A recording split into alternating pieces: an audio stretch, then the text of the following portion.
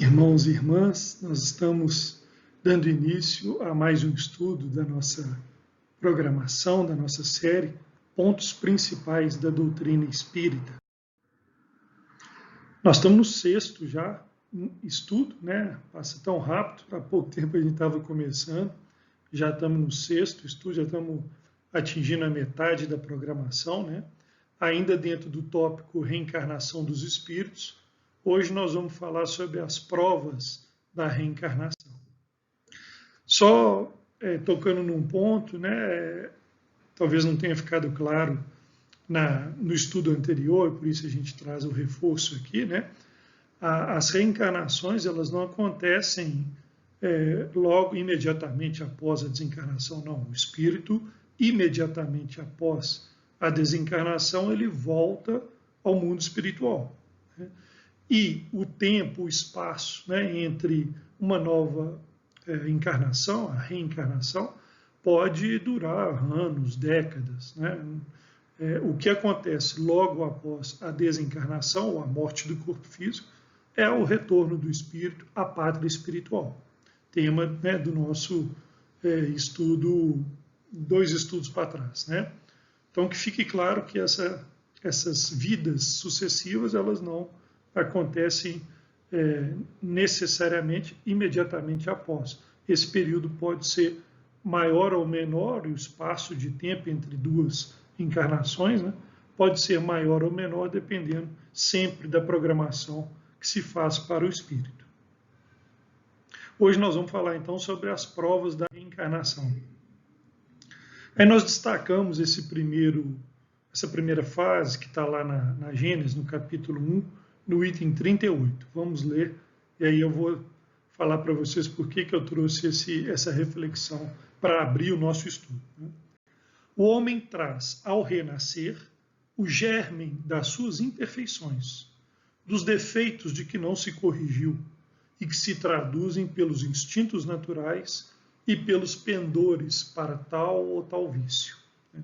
Então, por que é importante a gente abrir, né, o estudo com essa frase que nos faz refletir sobre as nossas imperfeições? Nós vimos no estudo anterior que o espírito, uma existência só é notadamente insuficiente para que o espírito possa adquirir o bem que necessita adquirir e depurar o mal que precisa depurar, né? Então, isso está inclusive na base, né, do entendimento da doutrina da reencarnação.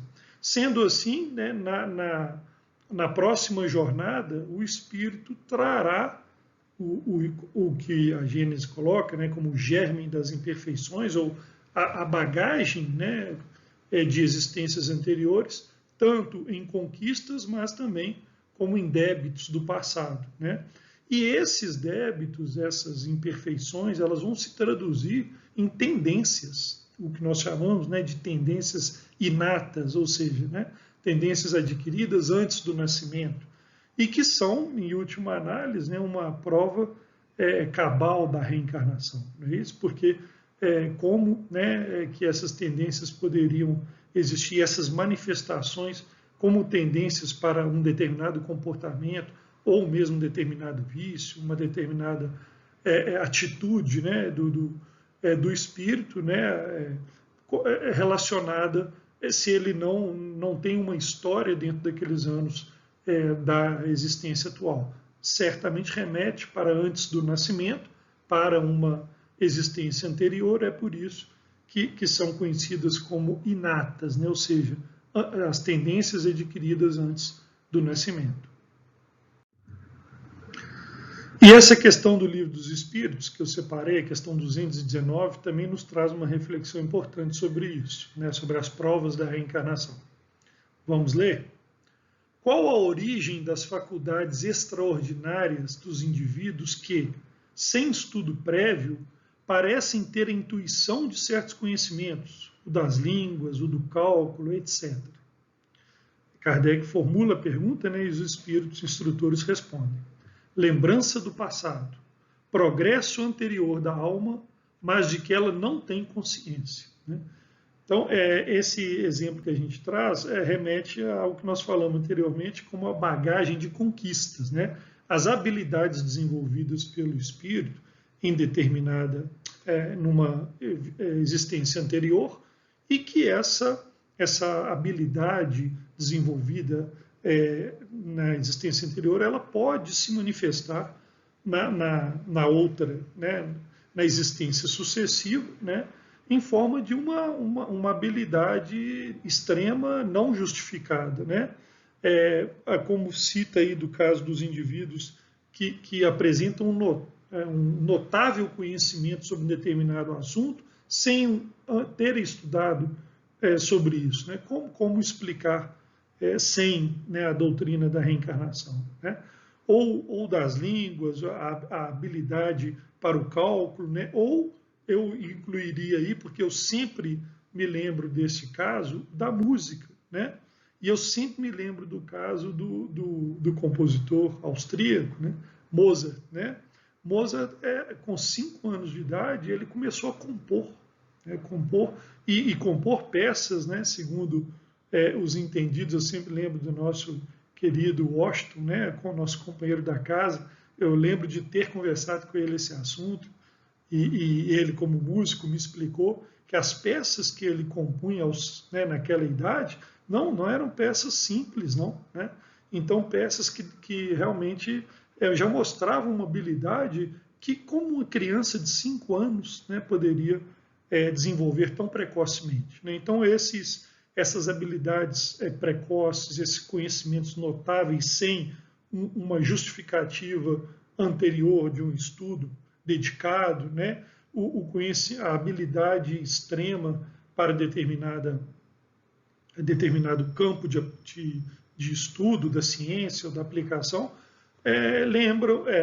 remontam para o progresso anterior que o espírito fez, né, em existência passada, e do qual ele não vai ter lembrança, a menos que, nós vamos ver isso mais à frente, né, a menos que permitido por Deus com um objetivo nobre para a evolução do espírito, né? Então, progresso anterior da alma, né? Essa é a justificativa, né, plausível e que está dentro da doutrina da reencarnação para esses notáveis conhecimentos que alguns espíritos apresentam. As tendências inatas são outra prova da reencarnação, né? Vamos ler esse trecho que está lá no livro Religião dos Espíritos, no capítulo Esquecimento e Reencarnação, do Espírito Emmanuel, pela psicografia do Chico Xavier.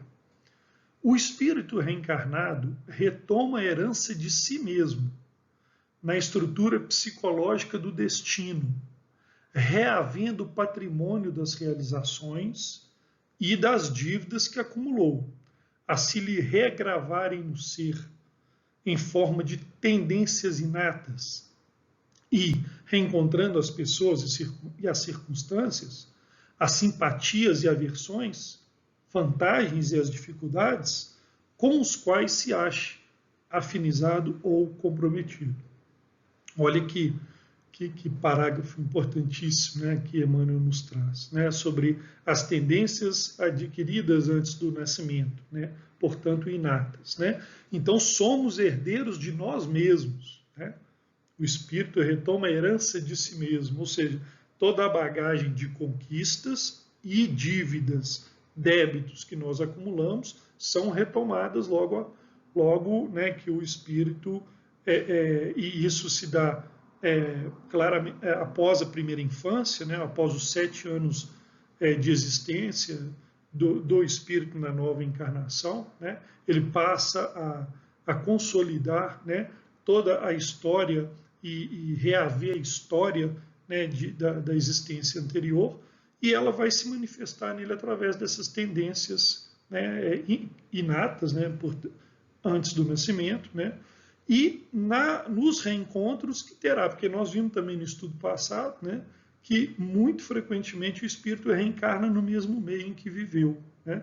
Então, reencontrando as pessoas e as circunstâncias, né, simpatias e aversões. Muitas vezes aí está, né, a justificativa, o motivo para as antipatias, né, que o espírito nutre por outro espírito, né, ou as simpatias, né, e que estão claramente associadas a essa existência anterior.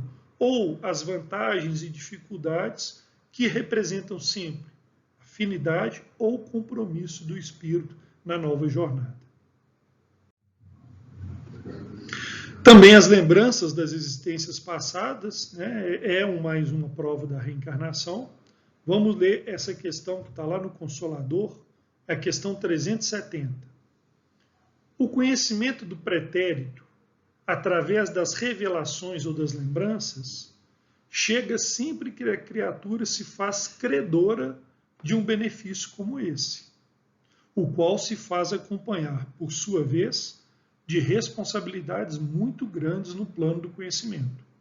Tanto assim que, para muitos, essas reminiscências costumam constituir um privilégio doloroso no ambiente das inquietações e ilusões da Terra, né?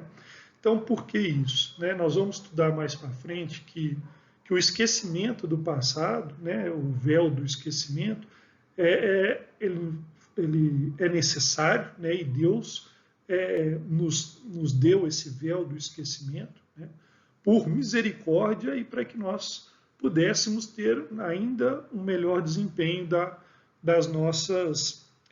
na nossa jornada, né, porque seria muito difícil, né, e é por isso que o texto fala de doloroso privilégio quando dessas lembranças, né? É por isso que ele fala, porque o convívio, né, com as situações do pretérito poderia, inclusive, criar uma dificuldade até para o livre-arbítrio do espírito, né? Sem citar outras situações que poderiam comprometer o desempenho do espírito na nova jornada, né? Então é por isso que, quando permitido por Deus, nós vamos ver isso no próximo slide, né? Essas revelações sempre chegam com um objetivo, que aí claramente caracterizado por Emmanuel como benefício, né, para o espírito.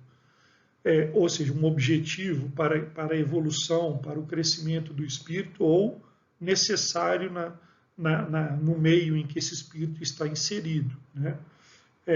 Mas, muitas vezes, essa carga, né, além de vir acompanhada de uma grande responsabilidade, né, que o espírito passa a ter por acessar essas informações, muitas vezes vai se transformar num privilégio doloroso em função desse ambiente, né, que Emmanuel cita aí, né, como de inquietações e ilusão da Terra, né?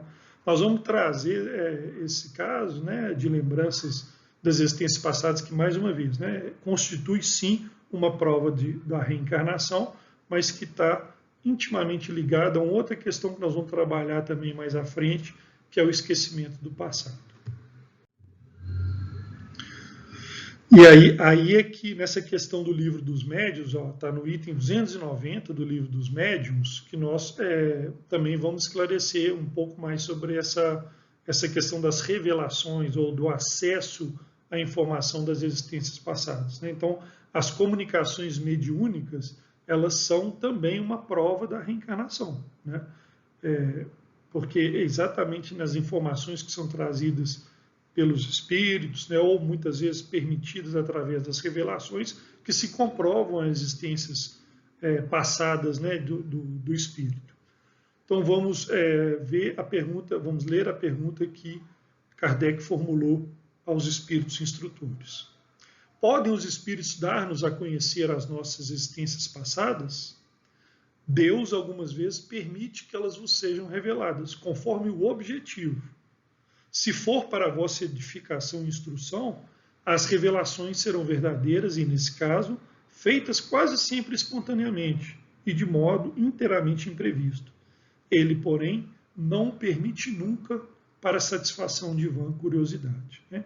Então, essa comunicação ou essa revelação sobre a existência, né, do espírito em vidas passadas tem sempre um objetivo, e esse objetivo é o objetivo de fazer com que o espírito cresça, né, evolua, que ele possa conquistar, né? Essa é o objetivo maior que Deus permite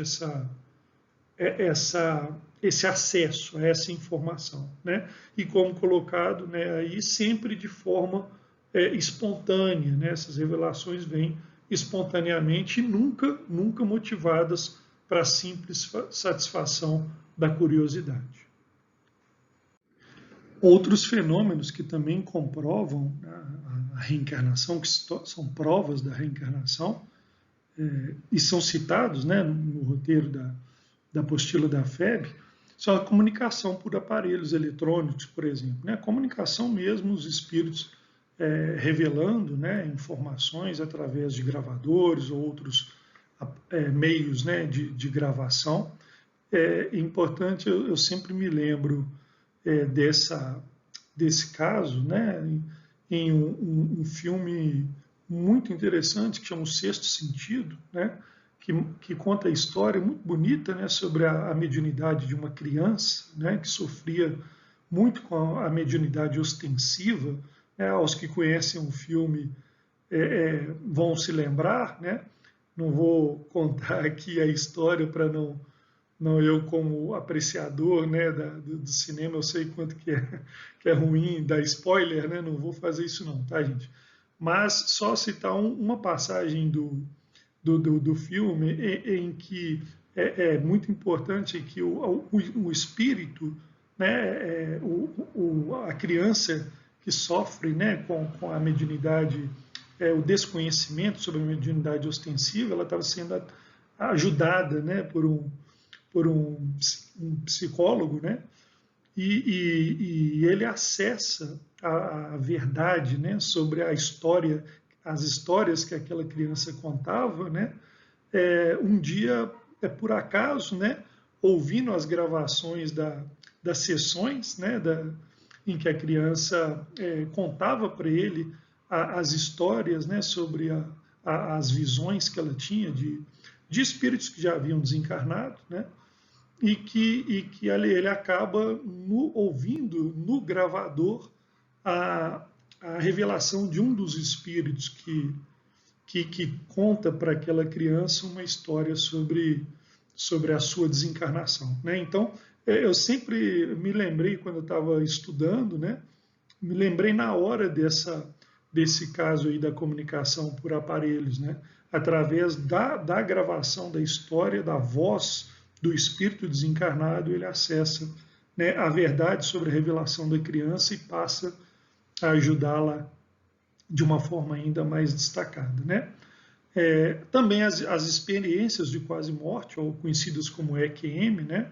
Eu vou ler um trecho aí do livro Morte, uma Luz no Fim do Túnel, de Hernani Guimarães Andrade, e que fala sobre essas experiências e sua relação com a reencarnação. Né? A chamada experiência de quase morte é o estado de morte clínica, experimentado durante alguns momentos, após as quais a pessoa retorna à vida do corpo físico. Ou seja, né, ela chega a ser atestada a morte clínica, né, mas que depois o espírito, né, volta ao corpo físico, ou seja, não é feita a ruptura total da ligação do espírito com o corpo físico. Os relatos do que se passou, feitos aos médicos e enfermeiras por indivíduos de várias culturas e credos, coincidem com o que diz o Espiritismo e demais religiões reencarnacionistas. Né? Então, essa passagem está lá no livro Morte, uma Luz no Fim do Túnel, do Hernani Guimarães Andrade. Né? E também no livro ele cita, em um trecho mais à frente, que muitas vezes essas revelações descrevem familiares, parentes, amigos, né, que comprovam essa relação da pessoa que está revelando, né, que passou pelo EQM, né, com a história e, obviamente, com a reencarnação. Né. E para a gente finalizar, eu estou hoje finalizando o nosso estudo com uma sugestão de leitura, né? Uma sugestão de estudo, que é essa edição da revista O Reformador, né? Sobre a reencarnação. É uma edição muito interessante, muito rica sobre o tema, né? E como a gente está dentro desse tópico, né? E em especial é a edição de número 2135, tá? De fevereiro de 2007. Ela está disponível, né, para leitura lá no site da FEB, que está aí embaixo, né? E tem um trecho, né, da revista. A revista trata de vários temas, mas tem uma reportagem que são os casos de evidências de reencarnação, que eu estou destacando aí pela imagem, né? Está na página 18, né? E que conta a história dessa criança. Eu não vou aqui entrar em detalhes, né, para não estender muito, né, porque o nosso tempo não permite. Mas fica como sugestão para os que quiserem se aprofundar nesse tema, né, que como eu falei, é muito interessante, né, essa reportagem que é feita, né, pelo Antônio César Perry de Carvalho e que está disponível lá nessa edição do Reformador. Só para sintetizar, né, a história dessa criança, que é o Cameron Macaulay, né, que é um britânico, né, e que passa a ter uma criança de 6 anos de idade, que passa a ter lembranças e revelar as suas lembranças, né, das vidas passadas aos pais e lembrando de uma casa, né, que ficava próxima ao mar, né, e passa a dar detalhes. Então enfim, vai junto com os pais e descobre realmente evidências, né, de que aquilo que ele estava acessando era uma história que tinha realmente todo o fundamento, né? E também a história da Jenny Cockell, que é uma britânica também, né? A história dela está descrita num filme que ficou muito famoso, né? E que é muito interessante também, chama Minha Vida em Outra Vida. Está disponível aí nas plataformas, né? Quem quiser assistir, conta a história também da Jenny Cockell, que também acessa, né, as informações de uma existência passada e consegue também buscar essas evidências e comprovar assim, né, uma jornada, ligação, né, com uma jornada anterior, né? Então fica aí para vocês hoje, né, como fechamento, a dica, né, da leitura da revista O Reformador, em especial a reportagem lá da página 18, para que vocês conheçam a história do Cameron e da Jenny Cockell, que tem íntima relação aqui com o tema do nosso estudo, já que são casos de evidências de reencarnação, portanto, provas da reencarnação que são trazidas ao nosso conhecimento. Eu agradeço a todos e até o próximo estudo.